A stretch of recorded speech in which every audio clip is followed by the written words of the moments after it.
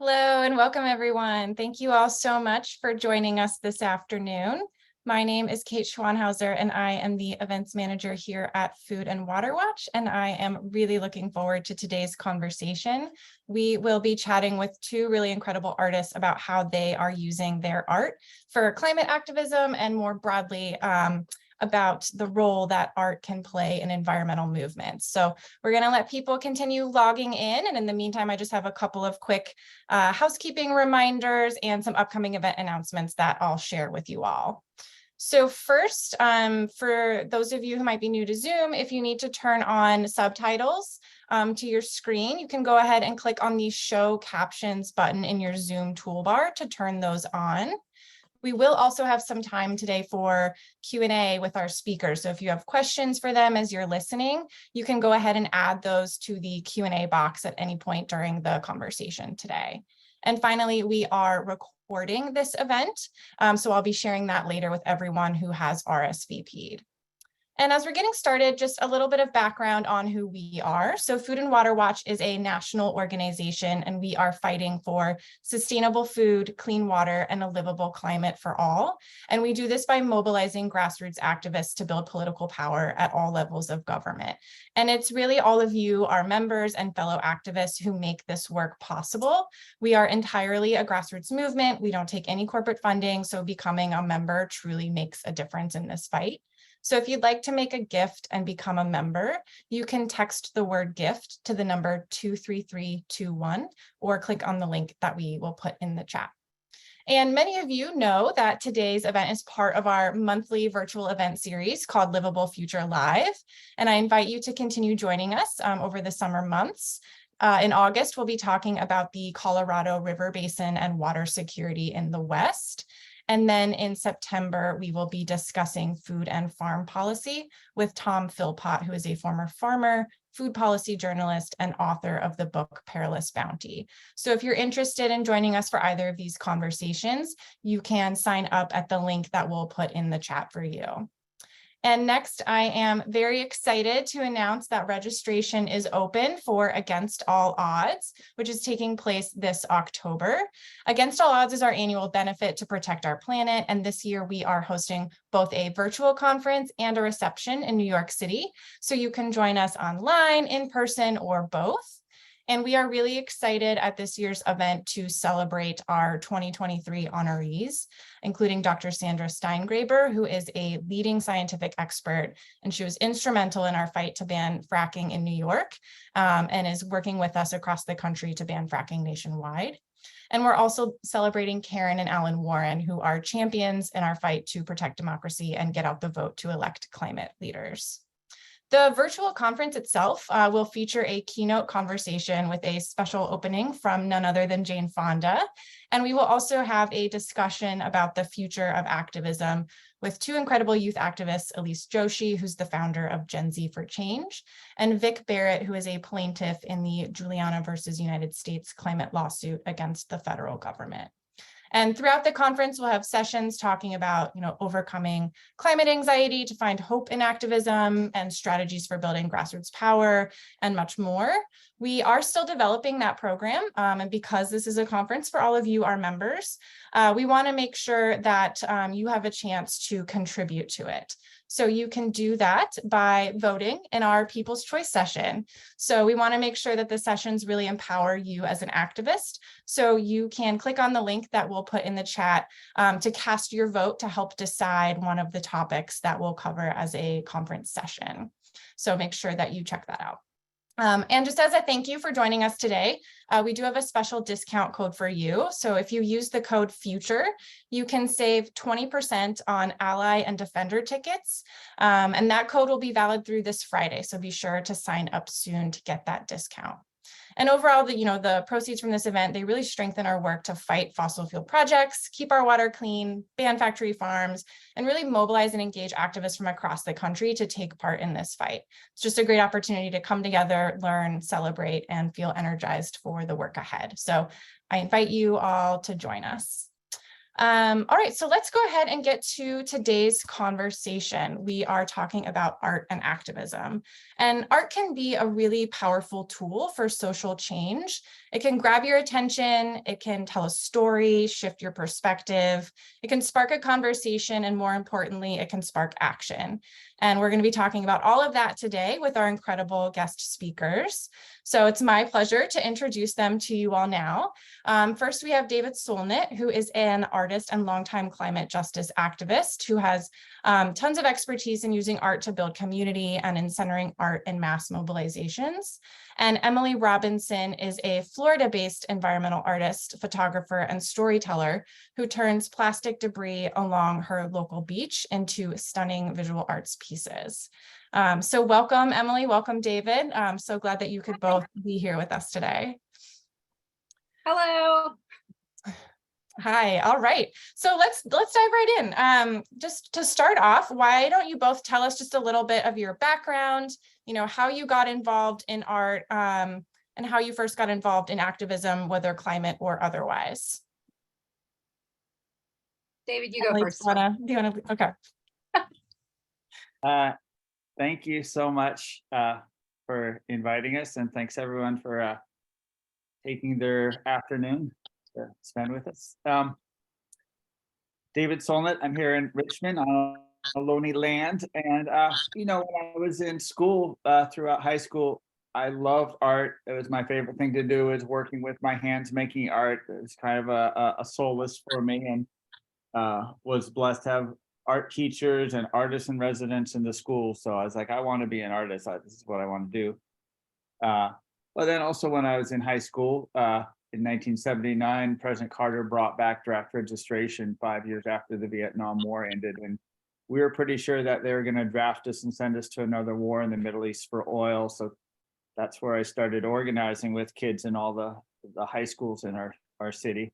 And, and I continued to take classes and pursue art, particularly fine arts, but I didn't understand what good having paintings in a gallery or sculptures in a gallery was going to do to, stop wars and all the injustice and ecological destruction. So I spent my adult life doing construction and carpentry for a living, and as a full-time direct action organizer in anti-nuclear, anti-war, solidarity, and global justice and environmental movements. And it was 15 years after that I realized our movements needed new ways of communicating, new strategies. And so I started to organize artists and performers and puppeteers, and then started doing that more myself.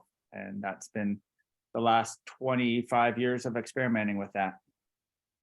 That's awesome. And I know we're going to dig a little bit more into the strategy that you just mentioned as part of our conversation. But yeah, Emily, why don't you share a little bit about your background? So I learned the term multi-potentiate recently, which is someone who does like a lot of stuff. My career started out as a journalist. I was a cops beat reporter in the newsroom. I'm a writer and a storyteller first. It's just my natural inclination to like talk about things that are interesting. I want to tell stories, and particularly stories about people and human interest topics. So I started as a journalist, but I've always had a creative sort of inspiration, and I've meandered, as a mother and a maker, and I ended up as a birth photographer for 10 years. And so I'm a photographer and a writer. And then during COVID, my kids were online in school at home, and I started going to the beach pretty much every day, like a couple hours each morning, and started using my writing and my photography to tell the story of the beach that I had taken them to since they were little. My kids are now 13 and 17, and I have been taking them to this particular spot, since they were babies. And during COVID, I got to see a very quiet, daily, horrifying, destructive story unfold at my feet at the beach. And so I would come home and talk about it on social media with my camera, with my stories, my words. And I started to lay out all the garbage and take pictures of everything I was picking up. And people were just captivated by the garbage. And I realized, oh, wow, not everybody has access to go take walks at the beach. And then I just I've now evolved into a more artful lifestyle. I want to lean into creativity because I feel like our climate issues and the story of our climate is so big that I feel too overwhelmed to tell it as a storyteller traditionally, like as a journalist or just with photos alone. Art feels like a more approachable way to talk about such overwhelming large topics. So that's kind of where I'm at right now, being more artistic with a very broad topic with my storytelling. Awesome, thank you. And yeah, I've just popped some pictures of your work up on the screen here just so people can get a better sense for that. And I think it is just so striking.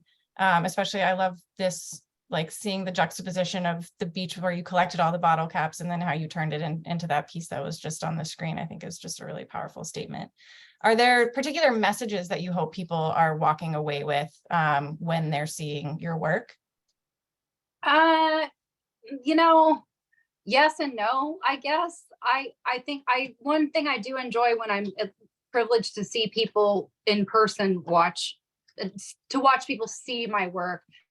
I think they're captivated by the colors because it's sort of like a return to when the thing was bought or something, like the item, the plastic, whatever it began its life as was beautiful. It was shiny. It was in a store. It was something that somebody wanted to consume in an impulse dopamine fueled happiness moment.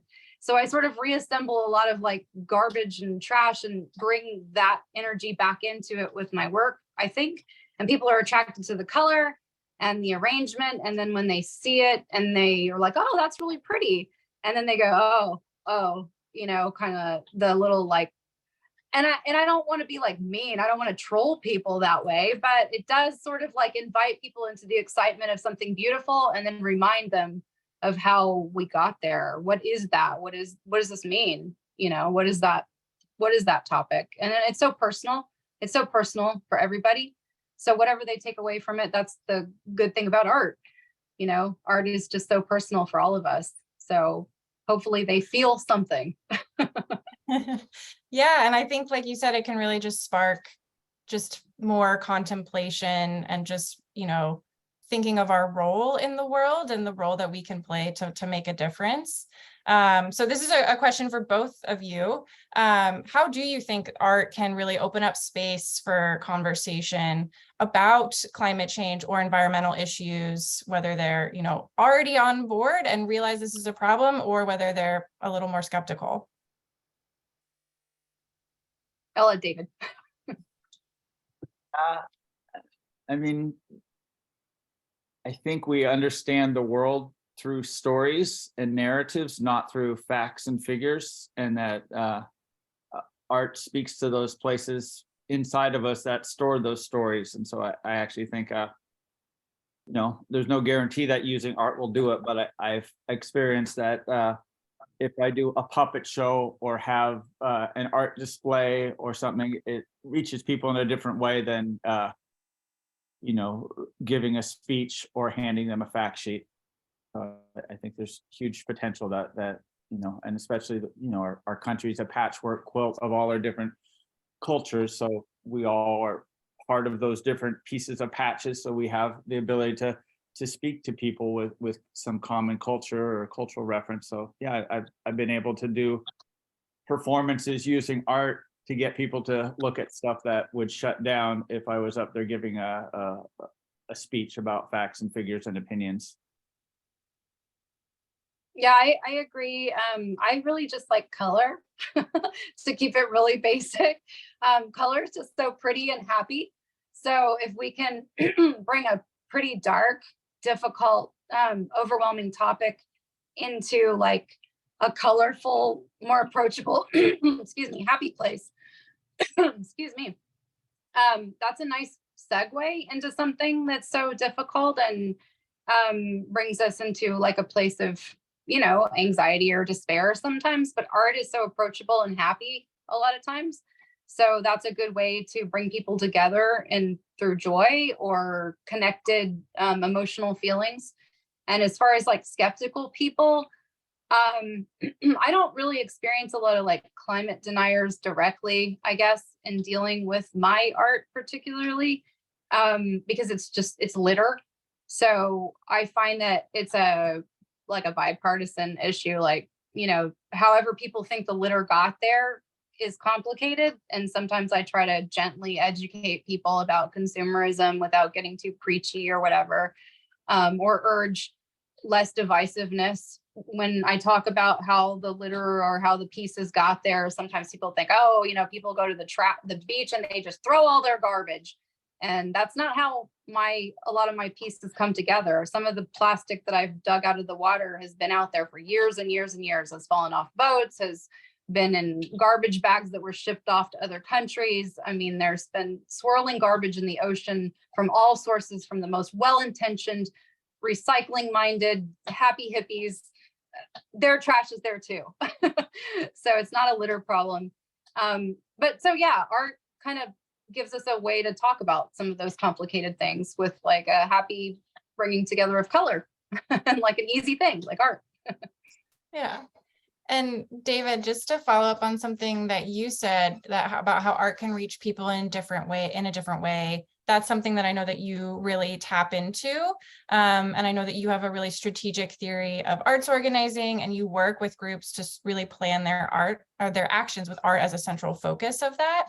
So could you talk a little bit more about that strategy, about that process, and how art helps deliver more powerful messages in the actions that you work on?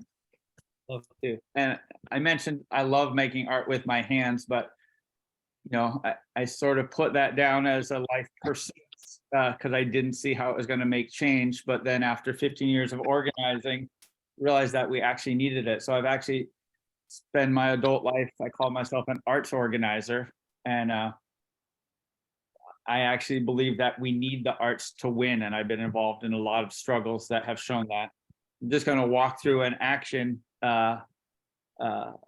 where we used art in the organizing. And this first picture is well, the context is we went to Sacramento to try and get our governor to stop drilling, and particularly stop drilling in nearby where people live, but eventually to phase out fossil fuels. And so we had the demands of the group, but we actually took a song from the Peace Poets and used that as a key thing. And this is a screen printed patch of that song. The sun is setting on fossil fuels, the sun is rising on renewables. You want to go to the next slide. And we screen printed the patches, had art builds, and that's one of the ways we engage people is have people make the art themselves that we're going to use together for the action. And next slide. And then we went to Sacramento, and instead of coming with the banners made, we had them sketched out, and we set up tables and painted them on the lawn of the state capitol. So here's this painting the song, but also the 3 demands of the organization to stop drilling and phase out fossil fuels and a just transition. Next slide. And in our art builds, we had also built a dozen giant oil derricks, and we placed them on the front steps of our state capitol, turning into kind of an oil field with little danger signs. And each danger sign was a little educational about the harmful effects of oil drilling in our communities. Next slide. And then another way we involve people is we staged a sort of a street theater where we got tug of war ropes 50 feet long and invited everybody to grab the rope. And then after 3 big pulls, they finally toppled the fossil fuel, the oil derricks, and the solutions, which were our demands, rose up from behind it. Next slide.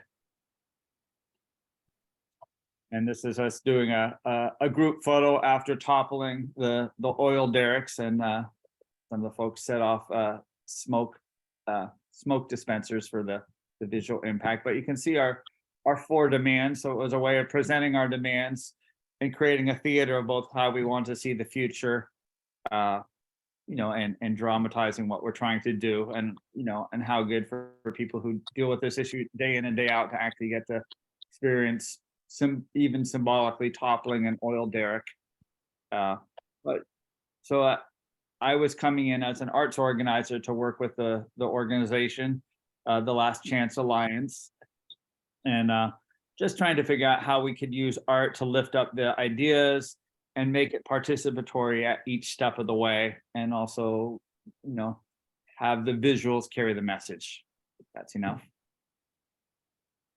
Awesome. I love that. I love those photos and being able to really see this in action. I think one of the things that I like about the photos, and you guys have both touched on this a little bit, is that they're also positive. Like, yes, it is about, you know, ending fossil fuels. This is a heavy topic.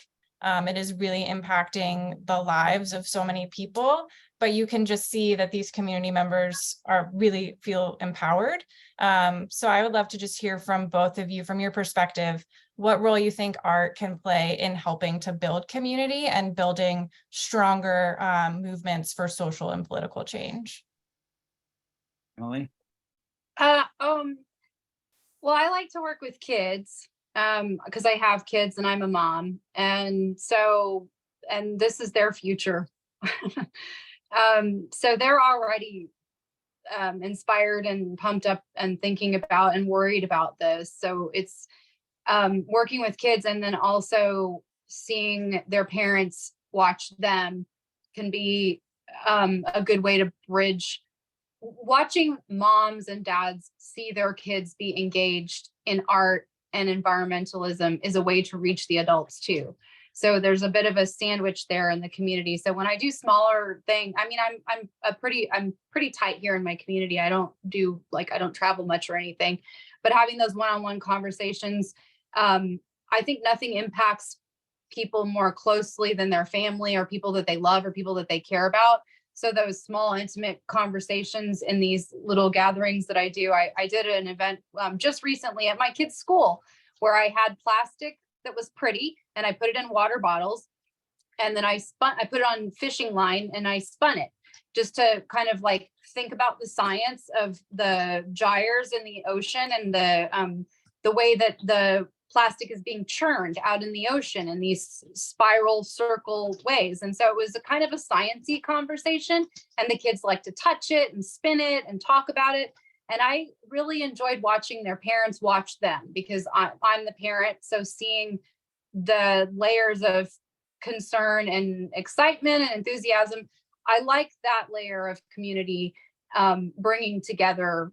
That's one approach that I really like with art, children, and parents, because I think that people care about their kids and their future. So watching them be moved by that is important to me. And I used to be a birth photographer, so there's probably some remnants of watching families come to light as a journalist, literally watching babies be born.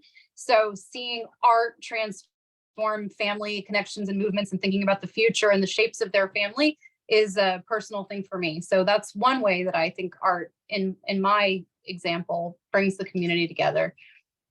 David, you do big community things. So I mean, I just echo what Emily said. I just think also there's a different quality of spending time together, making things together with our hands, whether it's making art or cooking or building a house. And that's what we humans have always done. So I think building communities and movements that builds that in, making stuff with our hands, doing theater, dance, singing is really key to building community. I explained earlier that I think those are key skills to amplify our stories and shift our culture, shift how people think the world is. I had a thought also about we consume a lot of information in social media, scrolling, reading, just seeing digital kind of not tangible information. But art and making and being together, literally, physically, and I realize we're doing this via Zoom, but when we're together making art, we're next to each other, we're learning in a way. I think our brains and our hands learn in a way differently than when we just read or absorb or consume information on our phones or on the computer or even with a phone call. Making art together and connecting together in the community, there's this sort of I don't know, back and forth play that feels more permanent in our learning and our connection and our impact. So reading a lot of statistics or seeing a lot of art or being on social media might impact us in one way, but if we go out and sit with artists and we protest together, we link arms, we sweat together, we have a moment together, that feels like it's going to sink in more and last longer. And art is such a nice way to do that sometimes. I love that. Thank you. Yeah, I think that there is just such an emotional level to it. And, you know, those are the things that we remember. Those are the things that really stand out. David, another question for you. I know that you've done a number of public actions over the years with art as a central component. I'm curious if you could share maybe some of the most memorable or impactful actions that you've been a part of, or even if I see some really incredible pieces behind you right now, if you want to give people a little taste of what those are about.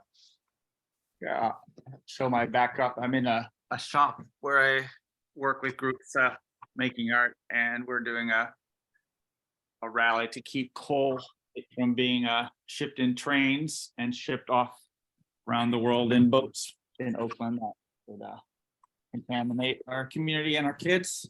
So those are two big banners that we're gonna use at a rally and then mount as billboards on a house by the freeway.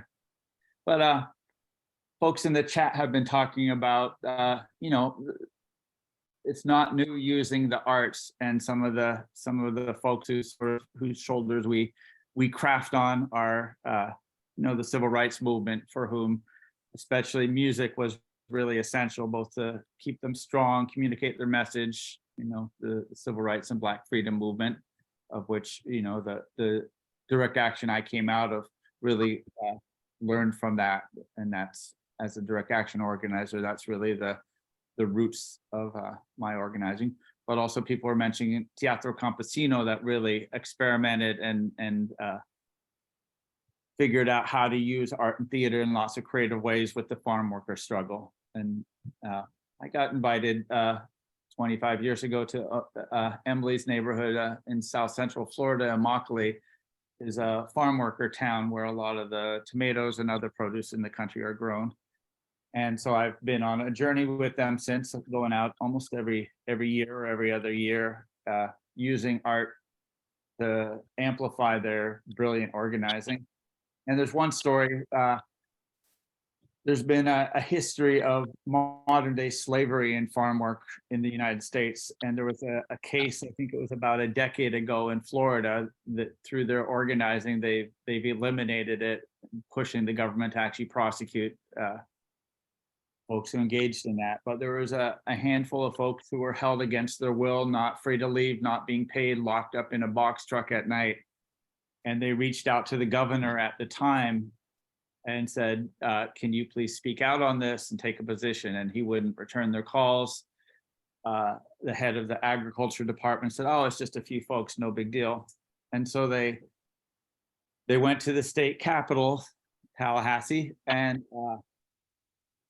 asked me to come and help them with a theater, and we work with the farm workers to do a silent theater called Mystico, in sort of a Brazilian and Haitian tradition of doing a silent theater that told the experience of being held in bondage as a farm worker. And so I helped create the props. The farm workers led the theater themselves, and there were actually people who had been held against their will who, you know, said, no, this is what it was like. And so we performed it on the steps of the state capitol silently over and over again during a 3-hour rally. And it really, something about the farm workers performing themselves silently with some simple props, it got picked up on the TV cameras, reported in the newspaper, and something very powerful about it. And so as the farm workers were driving home to Immokalee from Tallahassee the next morning, they got a call from the governor's office asking if he could please arrange a meeting with them at their earliest convenience. And you know, and it was their analysis that in some ways it was the images going out through the media and that people saw of the silent, simple theater, which is, you know, people said all the messages in a press conference and in speeches, but it was that simple art form that really I think got the results they wanted. Wow, that sounds incredibly powerful. And just that storytelling aspect, I think, is so important to help people just really empathize and sympathize and understand what others are going through. And it seems like that specific action and that theater action just really, amplified that and was able to get those stories out. You have also, I know, done a good amount of work with music in particular, and using music as a really powerful part of activism. And I know that you shared a clip of a song with me that I can go ahead and play for the group now. And then if you want to speak to that a little bit. So let me go ahead and pop that up.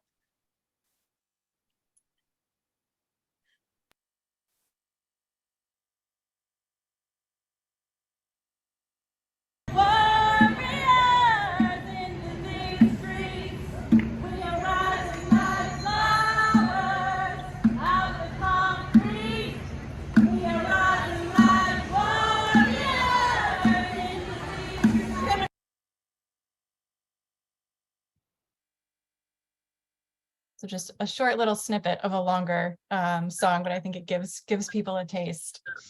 And that was my dear friend Ziamara visiting from Colombia, who was out in front of Wells Fargo in San Francisco last Friday. You could see in front of her, we had just painted a street mural, which we do a lot with tempera paints as a participatory public action. But she led the group in a song written by, I believe, the Peace Poets. And so I think that's, I mean, I'm more of a visual and street theater artist, but I try and make sure that there's space for singing. And often when things are going well, we open, close, and use song and music to bring people together, to lift up our messages, to do all those things. And the Peace Poets have developed a lot of resources, as well as song sheets for that. But I always think, you know, for the organizers on this call, I challenge myself and challenge all of us is, like, you know, a core skill, if you can run a Zoom meeting, should also be to lead singing or lead an art build. So thank you for playing that. Yeah, of course. Thank you for sharing it. And I do just want to share with folks that we are actually going to close out later today with a poetry reading from U.S. Poet Laureate Ada Limon, who shared one of her poems with us. So I'm looking forward to that. Make sure you stay through to the end. I think it'll just really sort of help capture more of what we've been talking about today. So you've both talked about this a little bit in some of your responses so far, but you know, in the news these days, we are just constantly bombarded with really scary news about our climate and what that means for our future. Many of us are experiencing extreme weather events, whether that's flooding, heat waves, wildfire smoke, and a lot of us, I think, are feeling climate anxiety. Can you talk about how art can maybe help alleviate some of those feelings of climate anxiety, and perhaps how it can also make art, or how it can make activism feel more sustainable in the long term? Well, mental health was actually, my mother had schizophrenia, and I kind of segued into public activism by talking about mental health, and mental health just dominates my life. And it's like, it dominates everybody's life, but mental health is one of my like backgrounds before art. In fact, if somebody had brought me art 10 years ago, I would have been like, I don't have time for art. I got real crisis going on with, you know, some serious mental health problems. And then as I became more environmentally aware and more leaning into my art, I realized how much these things play together. Obviously, we live in the planet and we are impacted by our environment. And so all of those things play together. As a journalist, it's been really weird because I have a journalism degree and I was a newspaper reporter. And one of the best things I've done for my mental health is to turn off the news. And I'm half ashamed and half proud to admit that. I tune in a little bit, as you know, the big things, I keep my ear to the ground, But I've really shrunken myself tighter in my community, especially after COVID and with children and everything like that. I think kind of instead of expanding broader and broader and broader, which was my inclination maybe several years ago, which was to go like national politics and like big audiences and larger groups and like try to reach like mass scale. I think I feel now more like anxiety isn't alleviated in those like large threads. So getting closer with people, making tighter circles. I've recently met with some women in my community, and our goal is not to like start a nonprofit or like do a big project. Our goal is simply to support one another, since we all recognized each other as people who support other people. So we made this like wagon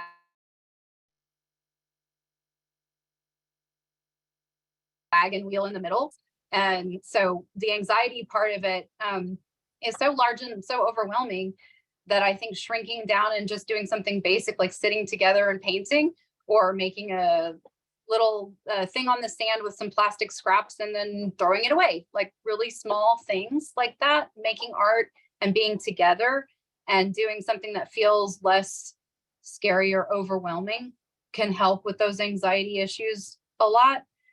Tuning out, not looking at every single headline of every single climate change thing. I can look out my window and see climate change. I've lived in my house for about 16 years. I see the differences in the plants and the animals here. The ocean water in South Florida right now is at like 95 degrees. Like we're hitting world records for the temperature of the earth. So sometimes it feels a little frivolous to go and make art when the whole world is literally on fire. But then it's sort of like, well, shouldn't we make art? That makes us feel a little better so that we can recenter ourselves and keep going. So that's my take. Amen to that. I definitely think, personally, it keeps me going to get to work with people and use my hands and my body and my voice together. I think that's how we cope. And I've been in a lot of, places where people are traumatized or having a rough time, and that helps us get through it. I am happier when I get to do something with my hands and do something together with other people. I think also, as a third of our country in the United States right now, or probably half the country more, is either breathing smoke, getting flooded in heat waves. I think there's also opportunities to figure out how can we engage people in making art that can carry a message, but also help people process that. And I guess one reflection I have is Paradise, California had a devastating fire that wrecked the town, initiated by PG&E, our electrical system. But work with folks from there. They had some community festivals to sort of bring people back together, and we set up banner painting and had people do community banners and spaces for everyone to do what does resilience look like in your community. And then we also did some of folks from that community who were more activist oriented. We did giant street murals in front of BlackRock, which is one of the world's major bankrollers and profiteers from fossil fuels. And we asked folks from that community in Greenville, who had been hit with another more recent fire, if they were open to using ashes from their burned down homes or communities to paint. And so we actually made gray paint out of the ashes from those communities, invited them to come. They sent a delegation and they painted a mural in front of BlackRock using the ash from the wildfires, and we documented, people in front of their burned down homes or the devastated landscapes doing that. I have friends similarly in Brazil who a mining site tailings pond broke the dam and flooded a whole village, killed a lot of people, and those artists, Mundano, used the mud from that to actually paint murals depicting what had happened to the community. So I think for us to think about how to turn the disasters into art that both speaks to resilience, but also stopping the causes. Yeah, those are great examples. I I really like that they were able to focus on that theme of resiliency and hopefully sort of reclaim a little bit of that story for themselves and hopefully feel a little more empowered going forward. I think we've gotten a couple of questions in the Q&A, and this one relates to me a little bit as well too. People are asking, you know, for those of us who maybe don't feel like we're the most artistically inclined or skilled, what advice would you have for people to either build their skills or get involved regardless of their skill set? Well, I don't have an art degree and I can't draw. I think anybody can make any kind of art. Maybe stepping back to that idea about anxiety. I mean, part of what brought me into art through and the environment was the meditative act of just literally picking up garbage off the shore. It was just like examining little bright pieces of plastic and putting them in my bag and then showing them in a photo. Most people have a smartphone, and a lot of people like stack rocks, or you can use your finger and make a peace sign in the sand. I mean, there's so many ways to express yourself without having to be so high-minded about saying art or I'm an artist or anything like that. I mean, art is in everything all around us. Planting flowers in your garden is art. You know, singing a song while you're doing the dishes is art. All of these things are happy ways of expressing yourself in very approachable ways. We all make art and we are all artists and we all have creative instincts. So having that compassion and relaxing a little bit and embracing those things that bring us joy, that's part of art. So, you know, if your thing is the environment, if your thing is getting together as groups, there's ways to bring all sorts of kinds of art into all of those things. Don't get hung up on the idea of being an artist or what art is. Everything's art. You know, I've told my kids, I've said, you can be weird and be strange and do funny things. And if you say, I'm an artist, everybody's like, oh, cool, I get it. So maybe just apply that label to anything that you do that feels artsy. Just say, I'm making art. And then you relax and it's cool. Amen to that. I also just note that we all have a lot of skills that are art skills. I don't draw a line between arts and crafts, and so I guess I'll just reflect on myself as you know, if there's something I want to learn to do, I'll just sort of poke around and practice a little bit. There's lots of, you don't actually need to draw. I did this patch and you know, just spent time on, I found some images of oil derricks and just traced them and made a paper cut. So you don't even need to draw. There's a lot of techniques. But I guess thinking for yourself, what kinds of art would feel good? Is it song leading? Is it doing dance or theater? Is it you know, starting with making a sign, and then also thinking about how you can do it collectively? Is there something you could do with your neighbors, your community, the group you're a part of? I'm going to share a resource link later, but I have a template for groups to figure out how to weave art into their organizing at every stage. Yeah, so I would encourage everyone here to, I mean, I'm almost 60, have been organizing since high school. And I think what's kept me going the last 25 years is that I've gotten to work with my hands and work together with other people. So I would encourage folks to think about how to weave that into their activism, you know, both to keep yourself going, but also, you know, when it's combined with good organizing and strategy, it's also needed to win the battle of the story. Quilters in the chat. I mean, yeah, I have people say, oh, I'm not artistic. And then you find out they're a woodworker, they sew their own clothes, cook, garden, textiles, all kinds of stuff. Yeah, if you're alive, you're artistic. It's part of being a human. I think it's our creative curiosity. There's room for some sort of art in everybody all the time. I also think it's a little bit like activism. I suspect most of us would say, if somebody said, oh, I don't my opinion's not important. I don't know how to participate in politics. You would say, actually, you should participate. It affects you. You know, you're intelligent. You can figure it out. You know, and similarly with art, is like, sure, there's a role for some professionals who get highly skilled and figure out how to make a living, but you know, just like music and singing, it's something that everybody should do. And a lot of cultures around the world, you know, everybody sings, everybody plays music, everybody makes art, and I think we need to build movements and communities that also do that. And just reversing that idea, because art for me has been almost more going inward than outward, personally.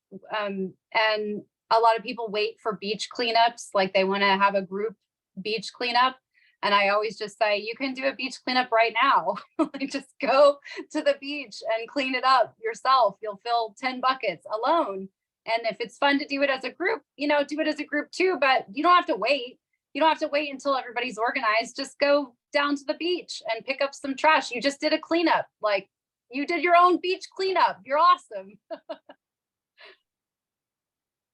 Awesome. I love that. I think that that's great advice, that we can all sort of access this in our own way, whatever that means for us, however each of us is defining the concept of art. And yeah, we all have a role to play in activism as well. We've got a couple more audience questions that I want to get to over the next couple of minutes. Eleanor submitted a question. What advice do you have for strategies to increase more diversity in community engagement?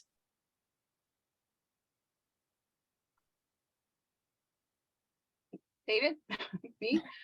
I mean, I will say that I mean, the reason a bunch of mostly migrant farm workers invited an Irish Jewish guy from California to Immokalee, Florida, is because I could make a puppet out of a cardboard box and things like that. So I actually think culture is a great bridge between different communities.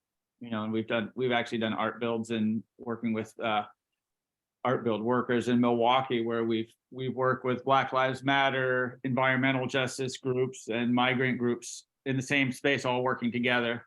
You know, so you know, and so I do think the making of art, singing, and also if you're trying to work across cultures or communities, you know, trying to make space for the culture of the different communities, or inviting artists from that community.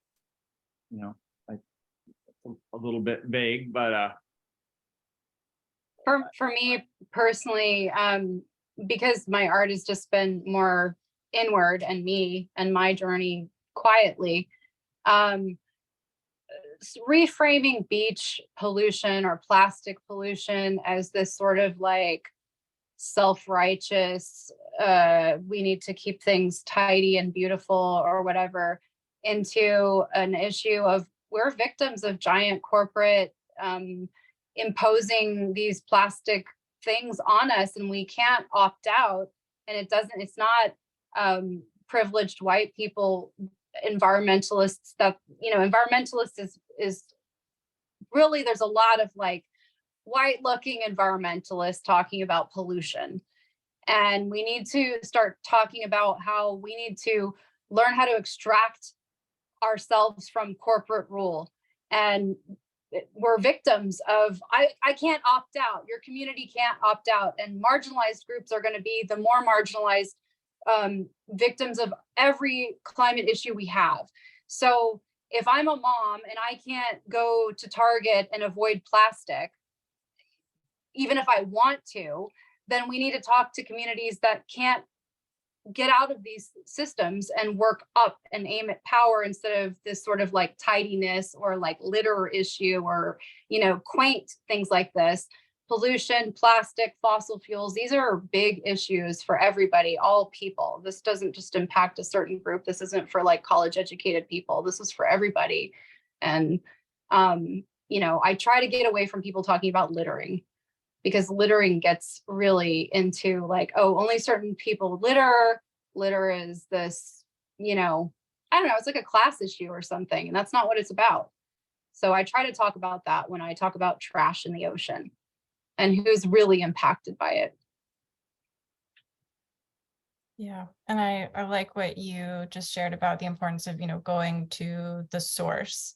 We're drowning in plastic and it's being mass produced by the fossil fuel industry.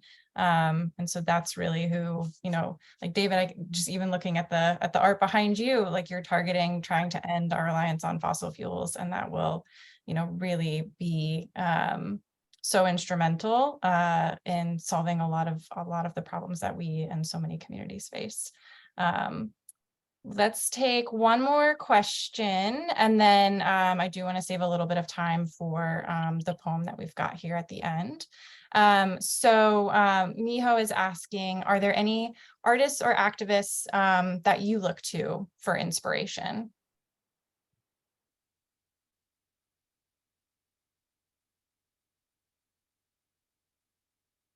I'm like David. I mean, I look at all the, I mentioned earlier, folks in the civil rights movement, the farm worker movement. One of the OG organizer artists out of Puerto Rico and Minneapolis is Ricardo Levins Morales, and he's masterful at both using art, mixing it with organizing, and really drawing on the organizing lessons. That's just one, but also, working with the farm workers in Florida. They draw on amazing Haitian traditions, Mexican, Guatemalan traditions of, where art is even more centrally used in social change movements. So really look to a lot of the grassroots movements, that are figuring out how to use art and culture and change. I'm not a person who follows specific names or people. I watch documentaries. I follow people on social media. There are people specifically that you've never heard of that are in my town that just blow me away. They're not well-known heroes, but like my neighbor across the street, people who give away mangoes to the kids next door. So my heroes tend to be small scale.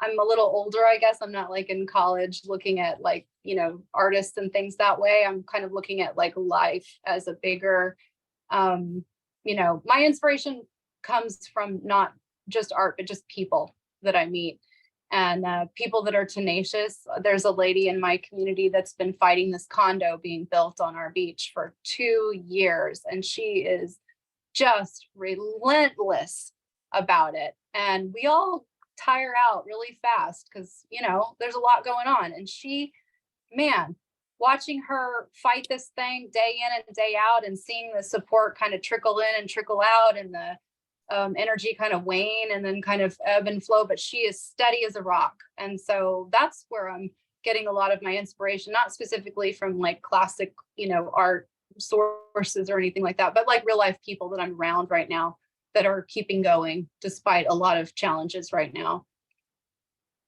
I love that. I love the everyday hero. I think if all of us sat with that and thought for a moment, I'm sure we could all immediately have somebody who comes to mind within our own communities that is the same level of inspiration as it sounds like your neighbor is to you. We have a couple minutes left, so I am going to wrap us up on Q&A, but I just want everybody to join me in thanking David and Emily so much for joining us for this conversation today. And if you are on social media, I do encourage you to follow them so that you can stay updated on their work. We'll put their social handles in the chat.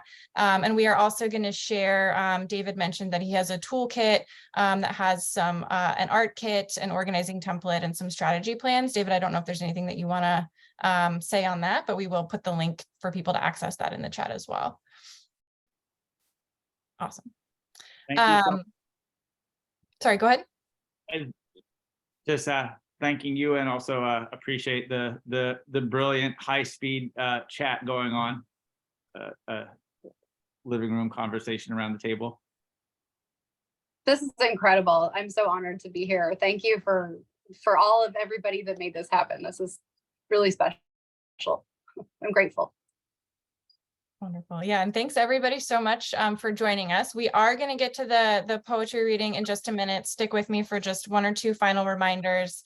But yeah, thank you all so much for engaging in this Q&A, engaging in the conversation. I've seen lots of great ideas and stories shared in the chat, and that's just always really, really wonderful to see. So before we close out, just want to remind folks that we do have 2 more Livable Future Live events coming up this summer. Next month, we are talking about the Colorado River and water security in the West. And then in September, we are talking about food and farm policy. So be sure to sign up for those if you're interested in those conversations. Please do also remember to vote for the People's Choice session for the Against All Odds conference program. That'll be happening later this October. And we do also have that discount code for you to register with if you'd like to join us for either the virtual conference or the reception in New York. And finally, I am going to send out an email tomorrow morning with the recording of today's event, as well as the links that were shared in the chat. I know a couple people were asking for those, so we'll make sure that we send that roundup to you all tomorrow morning. So now let's go ahead and, just close out our conversation with a reflective moment from U.S. Poet Laureate Ada Limon. She'll be reading her poem Salvage. She first read this poem for us at last year's Against All Odds event, and I just wanted to share it with all of you here today, since I think it just really captures, what we've been talking about. So I am going to go ahead and play that for everyone now. Hello, my name is Ada Limon, and I just want to praise all the wonderful work that Food and Water Watch is doing. I deeply believe that we need to repair our relationship with the earth, and I would like to just read a poem that I think speaks directly to some of the emotional context that we have around our broken relationship with the planet. Salvage.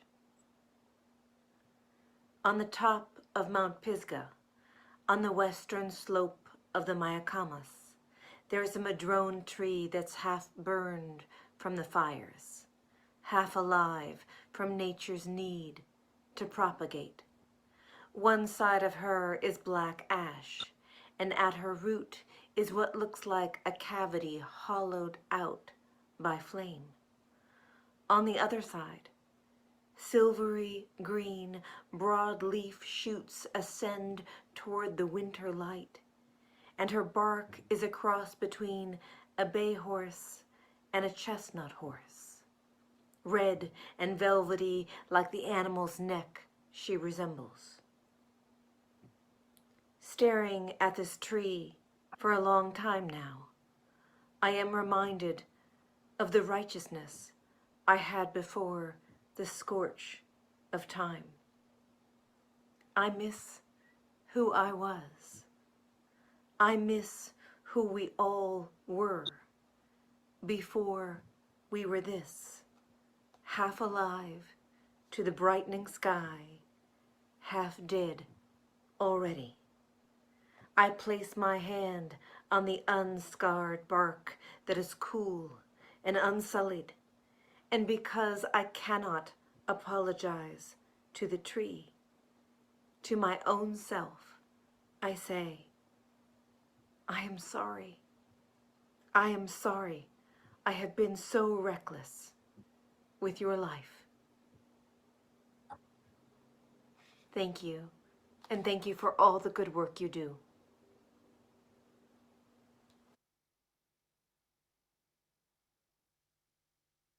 I hope that you all enjoyed that. I hope that it resonates with all of you in some way.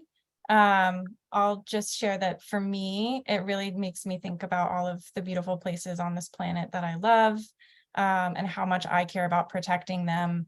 And it's making me very grateful to see how many people are here with us today who clearly care about those same issues and have that same passion and drive. So I'm leaving today just feeling very inspired to be a part of the same community as all of you here with me today. So just want to thank everyone so much for your passion, your dedication, and I hope that today's conversation with Emily and David has brought you a sense of renewal for this work going forward and has inspired you to explore the creative side that you have and explore the creativity that you can bring to activism.